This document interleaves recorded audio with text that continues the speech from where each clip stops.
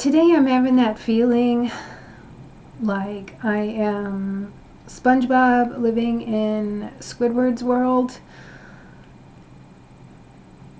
I don't know if you can relate.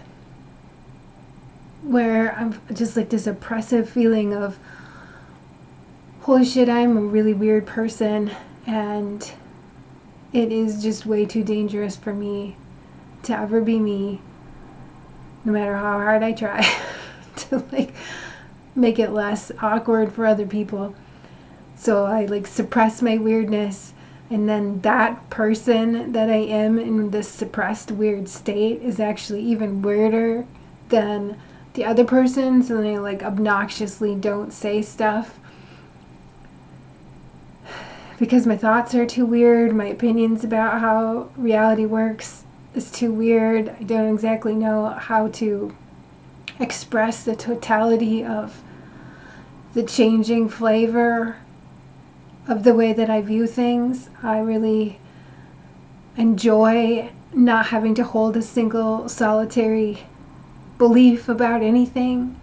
And so it's kind of fun, like when you're reading a book. And I was reading a book last night, actually, by my new favorite author. I actually started crying, like literal tears in my eyes. And I looked up how many books he had read, and I realized how long I get to read books by this author because I enjoy the way he writes so much and the diversity of the worlds and ideas that he is presenting. He was the author of Ender's Game, Orson Scott Card. Like, brought a tear to my eye, literally. Like, stuff like that, that's not that weird, but you know what I mean? Like, I have a hard time in this reality that we've created. It's like we have created a super duper awesome world for really normal people and have given absolutely no room really whatsoever for the obscure and the absurd people and thoughts, which we actually need wholeheartedly for stress relief, for creativity, for thinking outside the box, for problem solving. It's like I sit here and I try to think like the problems that need to be solved in the world, and it's like, well, for the most part, I think a lot of shit that's wrong, besides the stifling oppression and poverty that people are living in,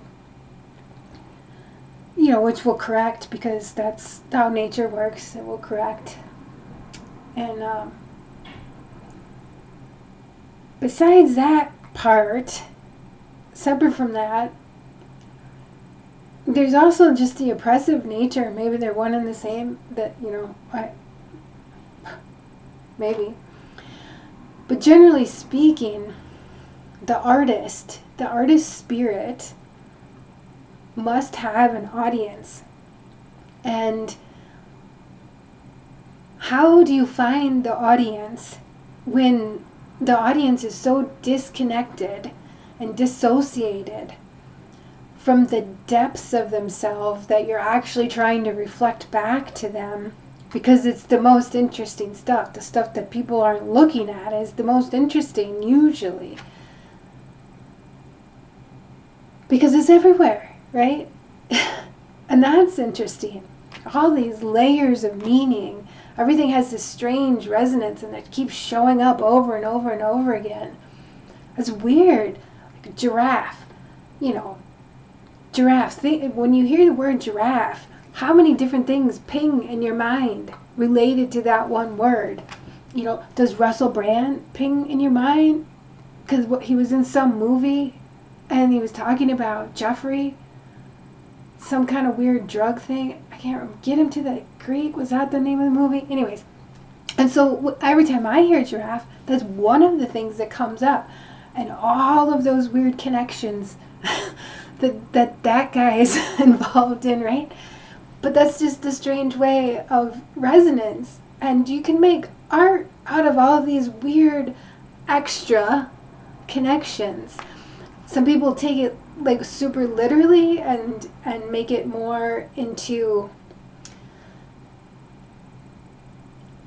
like we so value the scientific principles of recording every last thing that we are able to measure. And then if you're outside of the box, we forget to value those things that have no genuine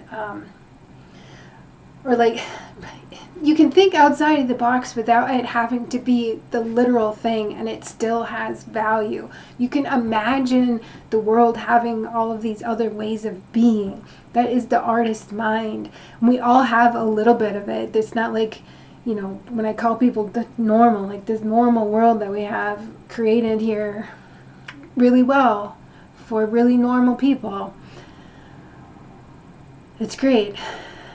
But like people who like sit outside of that, even in the tiniest bit, they think that they have to reformulate that world, that really stable, normal world, because they have no other means of expression. Everything is just funneled through this normal world, and it's quite oppressive.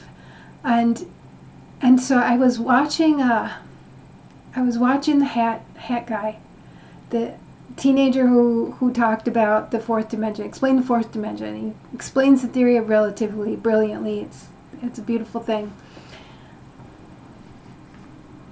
And I was watching a video by him trying to solve the world's problems, and I think, and he was talking about, like kind of these micro societies, that will be springing up thanks to technology and the ability to, make little communities where we can talk to each other and meet each other.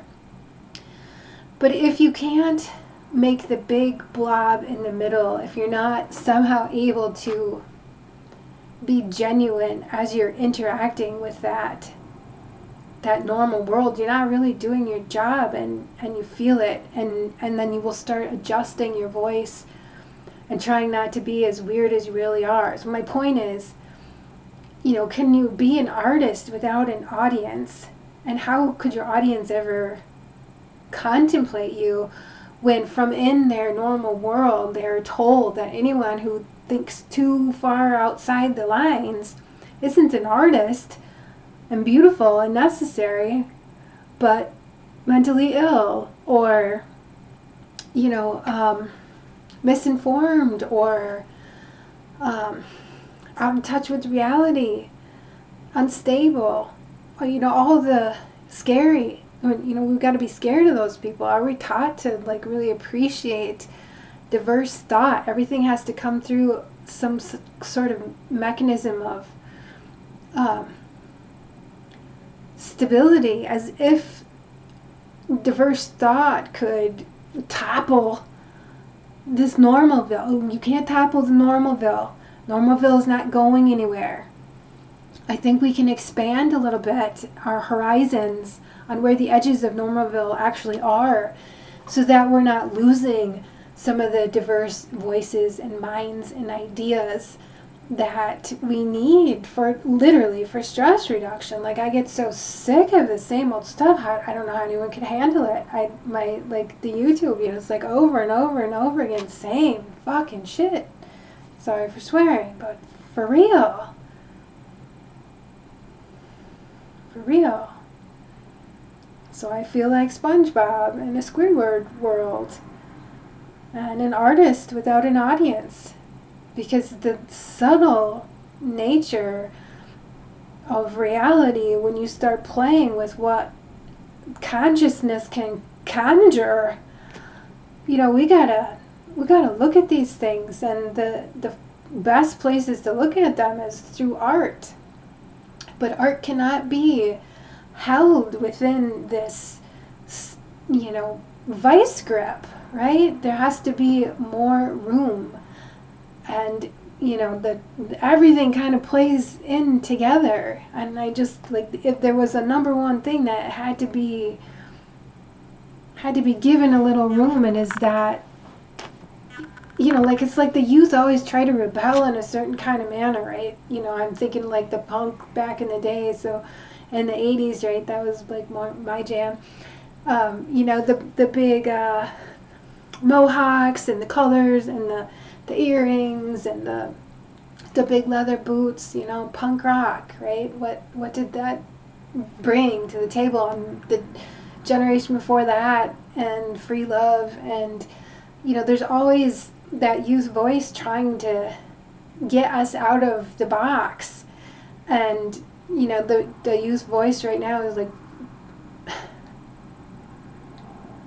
not being heard in the slightest, and neither are the artists. And it's just turned into such a